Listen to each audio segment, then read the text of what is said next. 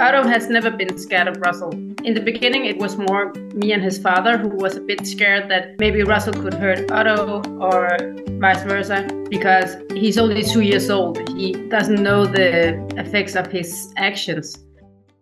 It all started when my boyfriend, he was out working.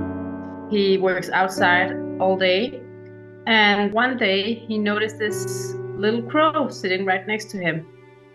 And it didn't move, it didn't flinch, it just sat there. So throughout the whole day, he just watched it.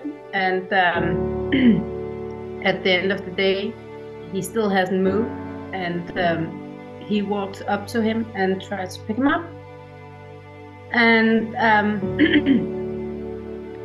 he could just pick him right up. He didn't even put up a struggle or try to bite him or anything. So he was basically more dead than alive. So he called me and asked, like, what should I do with this bird? And we tried to call the wildlife rehabilitator. In the middle of the summer, they are really busy because there are all kinds of animals who need help.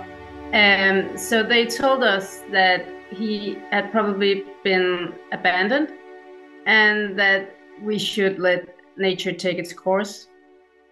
And so we felt sorry for Russell and we thought that he should have a fair chance to live. So we brought him home and nursed him back to health.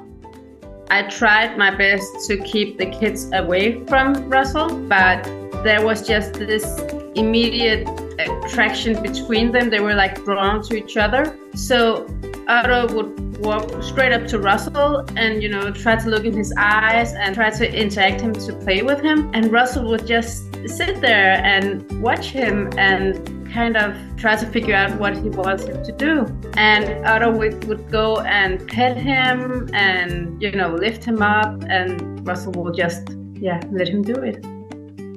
I think it's important to still have in mind that this is a wild animal and you need to have respect for nature. I think a lot of people have an unnecessary fear of the nature and the wildlife. Treat them with respect instead.